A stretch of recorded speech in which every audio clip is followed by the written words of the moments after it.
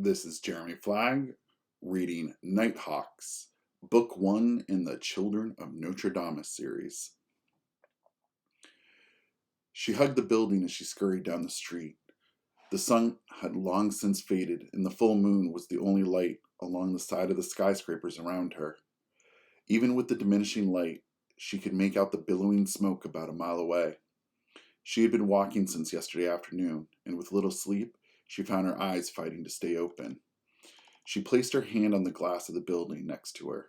She examined the window and had to assume it was a business office of some sort. Inside would be cubicles. Offices had fridges, and if she was lucky, coolers that hadn't run dry. Her belly grumbled at the thought of food. She hadn't eaten since the morning before, when they were loaded into the truck. She had decided to avoid the supply depot from orientation. Reaching into the Snoopy backpack, she grabbed the small Tylenol bottle and opened the cap. She took 2 pills and chewed. Despite their bitter flavor, they would alleviate her headache, and the act of chewing gave her stomach false hope. When the sun rose, she would have to make food a priority. She approached the glass doors and noticed the massive white X's spray painted on them. She had found these throughout every city block she explored. She assumed it was a method of tracking buildings that were pillaged so not to waste time later. Much to her dismay, it meant another place with no food, and most likely no water. "I wish I could find a library," she said aloud. She flinched as lightning flashed overhead. She counted like her grandmother had taught her. 2 Mississippis later, thunder shook the ground. Her thoughts returned to the library. If she could find one, she bet it would have something that could help her. Her mother had told her everything she ever needed could be remedied with a trip to the library. I bet I could find a book about plants I could eat. Maybe a way to hunt. She had found that scavenging was effective as long as she thought to look in awkward places. The backpack she discovered in the back of a minivan. Her hoodie she pulled out from under her bed in a house just outside the city. The Tylenol and lighter were underneath one of the registers in the back of a small restaurant. She had hoped to find cans of food, but they were all gone. She began to notice these empty buildings were covered in giant white X's. She was determined to survive. The smoke was visible only a few city blocks away now. She hadn't seen another living person since last night. The smoke could be a natural fire, but she decided it was worth taking a chance to see if there were other people alive.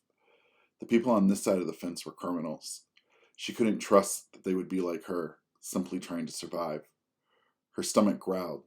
They may have food, she thought. Lightning crashed again, quickly followed by a thunderous clap. She bolted across the street, staying low to the ground. As she reached the canopy of a drugstore covered in giant X's, she could hear a sound like pebbles smacking against the ground. The air changed as the sky opened up and the rain came down in a deluge. She stepped out into the wet and let it soak through her clothes. She pulled off the hoodie and let the rain saturate the cotton garment. She held it over her mouth and began to squeeze. She gulped. The rain tasted disgusting. It took her a moment to figure the bitterness could be caused by some sort of fallout from a nuclear reactor. She enjoyed the reprieve while she could, but decided it would be best to wait until she could uncover what other residents did for drinking water. Shoving the hoodie into her backpack, she pushed against the pharmacy door. A piece of wood covered the broken glass in the lower half of the glass enclosure. She began kicking, knocking the wood down and then clearing the remaining glass. She crawled through the door into a dark room. She stood, reaching out, guiding herself in the darkness behind the counter. She tripped and fell to one knee and froze, making sure nothing was broken. She stayed on the floor, reaching around behind the counter to see if there was any identifiable objects. She pulled out a plastic baggie from her backpack and fished around for the lighter. Flicking the flint several times, she had to blink at the brightness of the little flame. She hovered the light along the counter, looking for anything she could use. She had to hold back a cheer. Underneath towards the back, she grabbed a bottle of Sprite and a bag of beef jerky. Thank you, God! She listened for the crack on the seal as she opened the bottle. Lightning illuminated the entire store for a moment. She was shocked to see so many shelves emptied. Thunder followed, loud enough that it echoed in her chest. She took her first swig of Sprite. It was flat and fairly disgusting, but as the liquid filled her stomach, there was a satisfying sensation. She let out an ah as she set the half-empty bottle down. Her attention turned to the package of jerky. She ripped the bag open and took her first bite. The hard, savory meat instantly brought saliva to her mouth. She rationed the food, eating half of it now. She pressed the seal on the wrapper shut and stashed the rest in the backpack. She had no idea when she would find food again, so she didn't dare give in to her instincts and eat it all. The Sprite she continued to sip, savoring each drop of the liquid. Lightning. Thunder. She froze at the sound of an engine revving outside the pharmacy. There was a light outside the glass doors, while voices shouted back and forth. She cursed. She was in one of the most important resources this side of the fence. If she were them, she would check the pharmacy despite the giant X's. There was no point in being cautious when it came to having drugs to ward off disease. Stupid, she whispered to herself. She dropped to the ground and scurried toward the broken door. She peered through the shattered window and saw a pickup truck. One man was driving while another in the back, and a third walked alongside the slow-moving vehicle.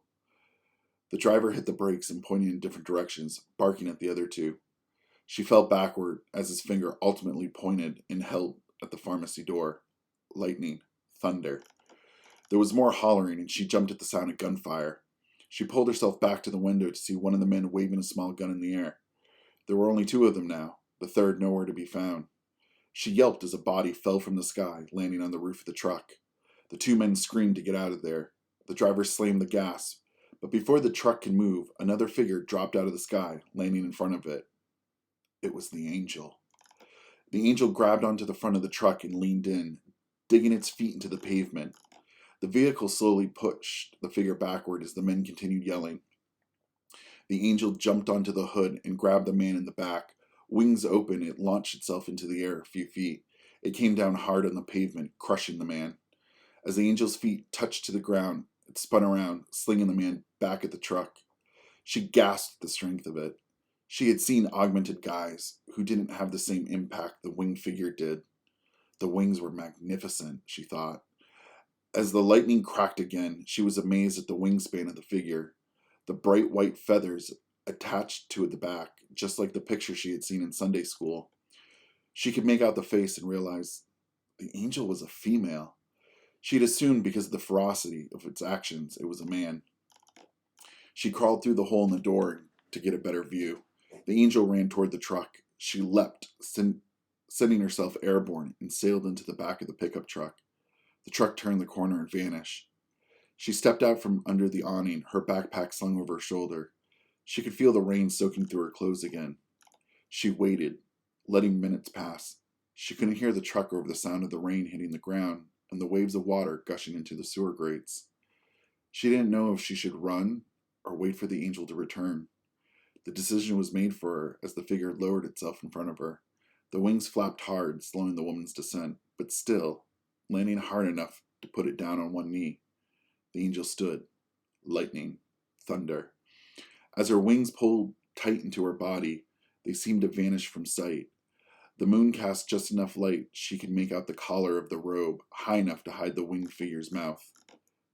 27, the Angel said.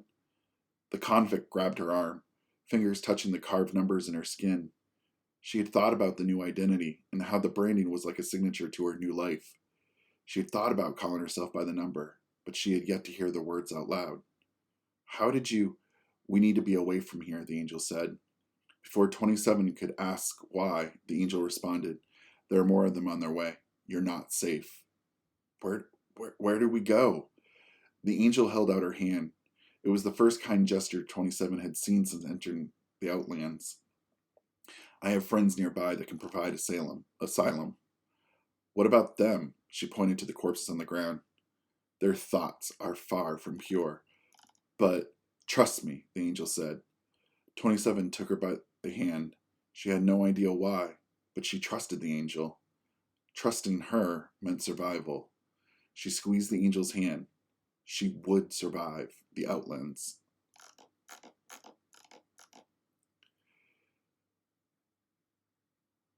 He stood in the park across from the gallery. his last chance to turn around and avoid the scene unfolding in front of him.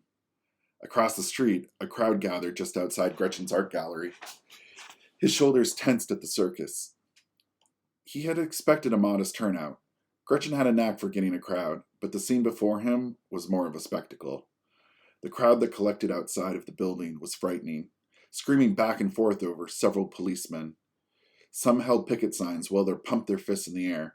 One of the signs read, "Kill the freaks," hoisted high above the protester's head. An angry man shouted into another man's face, his spit visible from several feet away. Compton took several steps closer. He could see there were police wedged between the two opposing sides. The other side was just as vocal, holding their own sides. God loves all, and chanting their own ridiculousness at the opposition. The police were donning their riot uniforms, helmets, and tactical vests. Each of the officers held a shield, which they used to push the crowds apart. He walked forward again when he saw two of the policemen wearing glasses instead of helmets. He could tell by their demeanor they weren't there for the riot patrol. They were there on a mission. He didn't need to see their badges to know that they were part of the Corps. Beneath the exterior of their normal human flesh was a labyrinth of wires and surgical implants, enhancing their abilities and making them borderline superhuman. Their eyes were enhanced, able to see in the dark, and receive readouts fed to them by some unseen computer. He had watched a news feed last night, acquired through a live feed of a Corps member's eyes. The man who was projecting the image had punched through a metal safety door. "Gretchen, what have you gotten me into?" He pushed his hands into his pockets and moved forward. He reached the crowd, astonished by how loud the bullhorns were. A flesh and blood officer helped him along, pushing people back as Compton reached the building. The door was open and he was shoved inside while the policeman went back to his job. There were easily 200 people in the gallery. It wasn't exactly crammed, but it would take a while to navigate through the crowd to reach the back of the room. "Name, please?" He turned to see the receptionist in the lobby. He looked at the young girl, her blue hair sticking straight up in spikes. Her body was covered in tattoos, a lion eating a dragon wrapped around the torso of a naked man, and so many others. "Your name, please?" He stammered. "Compton." "The Compton?" He raised an eyebrow. "Because there's more than one Compton on your list?" She gave him a dirty look and waved him in. "Gretchen will find you."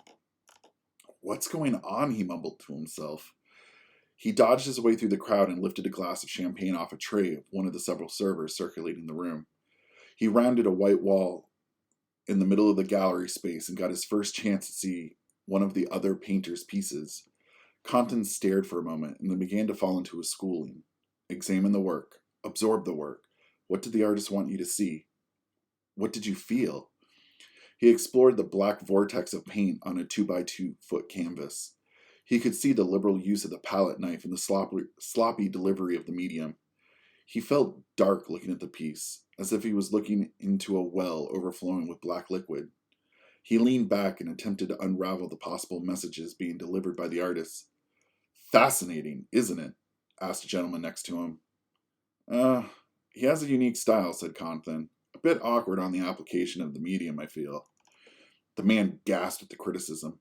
"The medium does not matter. This work is an examination into the soul of humanity.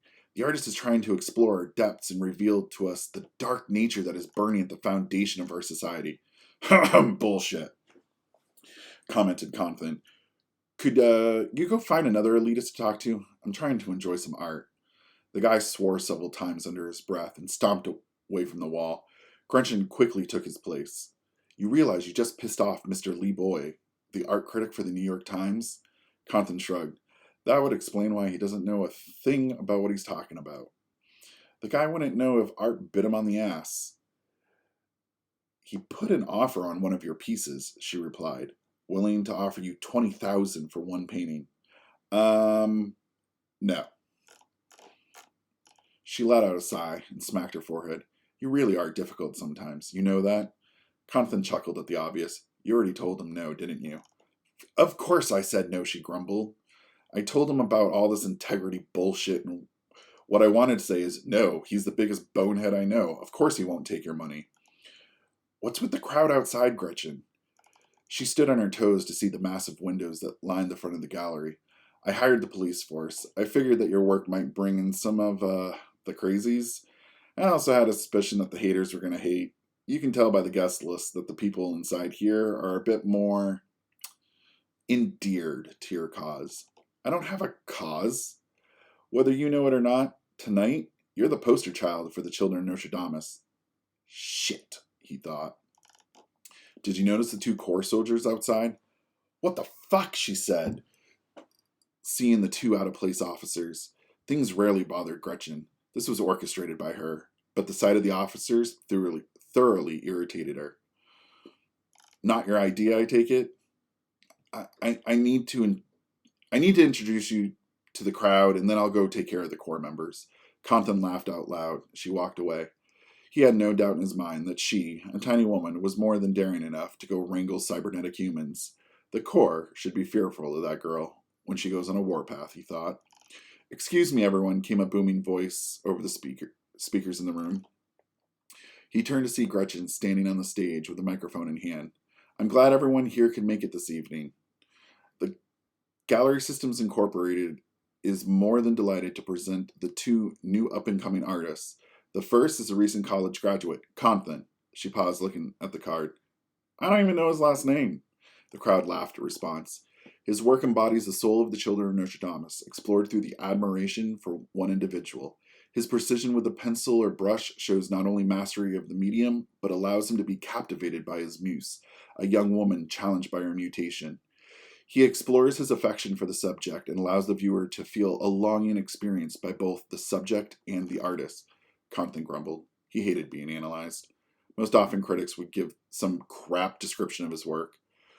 He had already insulted one of the most renowned bullshitters of his generation.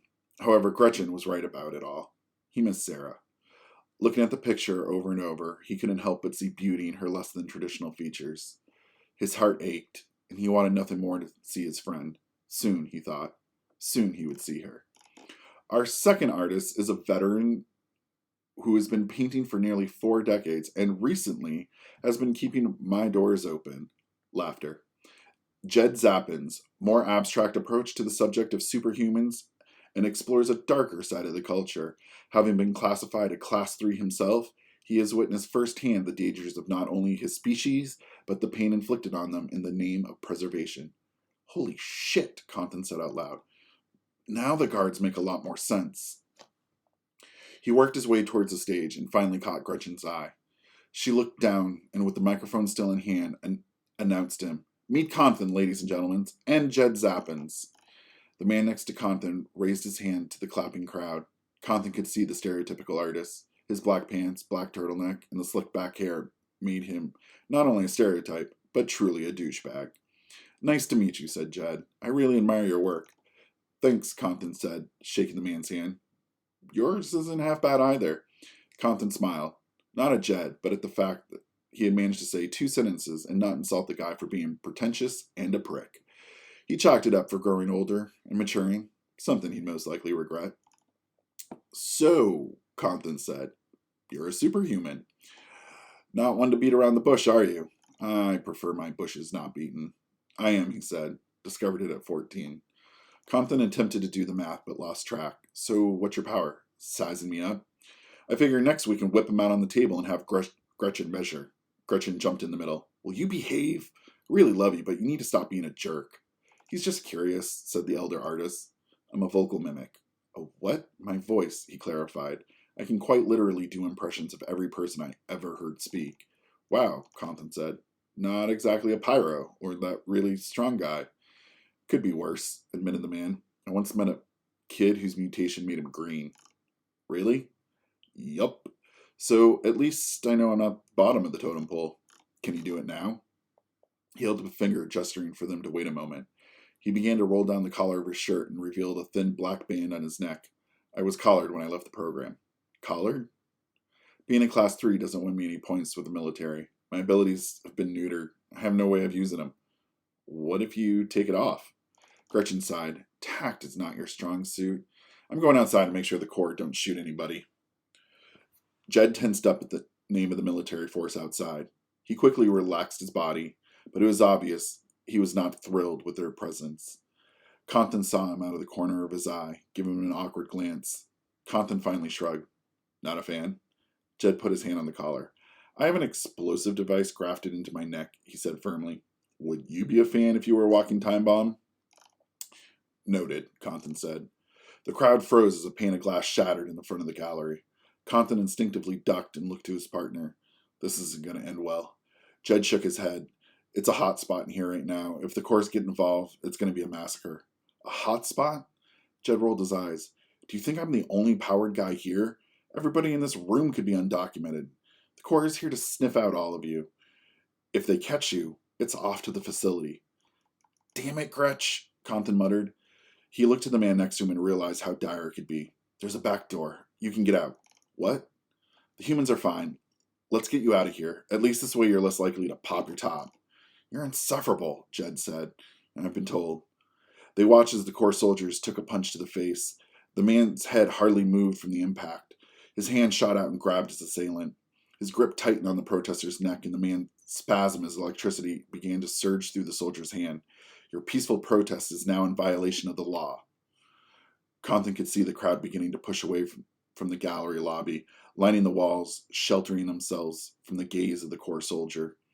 The cyborg's vision landed on Compton and his companion, and the officer froze. Class 3 detected. Shit. Compton pushed Jed into the thick of the crowd. They began working through the wall of bodies. What if you waited? Compton asked. Not like you did anything wrong. I was born wrong, Jed shouted back. I'll be seen as part of a non-peaceful protest and in violation of law. I'll pay your $50 fine. Children of Nostradamus don't pay fines with money. Shit, Compton said again. They reached the door at the back of the alley and Compton flung it open. He stuck his head out. All clear. They ran into the narrow road behind the gallery and slammed the door behind him. He looked down the alley to the street with cars passing by. They started walking at a brisk pace, nearing their freedom. Both men froze as a figure landed in front of them, falling into a crouch. The shadow looked up, and Compton recognized the glow of the eyes. Shit! Jed Zappens, you have been found in breach of your release agreement. Compton put up his hands, trying to block the child. He had nothing to do with this. He's an innocent bystander. We're just leaving peacefully. The figure raised his hand, and Compton could see a gun. Whoa, whoa, whoa, calm down, he said. We had nothing to do with what's going on back there. Stand down, human, the figure's voice said. Compton realized that he was standing in front of his fellow artists. It had been unintentional, but he couldn't let something like a rowdy crowd cost a man his life. He put up both of his hands. Let us go. Any further discussion will be seen as an act of aggression. Jed Zappens will be terminated. No! Compton felt his arms being pulled away just as he saw a red light begin to protrude from the end of the gun. Jed yanked him backward, stepping between him and their assailant. In that moment, he felt panic, anger, and disgust at what was happening. The entire alley lit up red as the light pierced Jed. Time slowed, and a surge of pain emigrated from the pit of his stomach. It crawled at a pace that felt surreal. He watched the light emerge from Jed's back. With only inches between him and sudden death, the pain in Compton's chest built as if it would rip through his gut. Compton's vision blurred, and he could see a single dark spot form in front of him. The laser hit the dark spot and vanished into nothingness. He fell to his knees as time sped back up. He reached for his chest and realized that he was still whole. Class 1 identified, said the Corps soldier. Immediate termination. Compton looked up confused and realized the gun was pointing directly at his face. He watched as the soldier pulled the trigger, and the pain surged through his brain. Not today. It was his voice, but not really. He wasn't speaking. He realized he wasn't in control of his actions, and he held his hand up and pushed the pain through his body to his palms. The black spot returned, and he watched as the laser emerged from the gun and vanished into the dark hole. He could see a similar spot appear just to the side of the soldier. The laser projected outward from the darkness, searing through the soldier's head. Compton felt the pain release his body. He fell to the ground. He lay next to a gasping Jed Zappens. Compton turned his head to see the man. I'm sorry, he muttered. Jed sucked in a ragged breath and blinked several times, tears beginning to stream down his face. He reached into his breast pocket and dragged out an old folded envelope.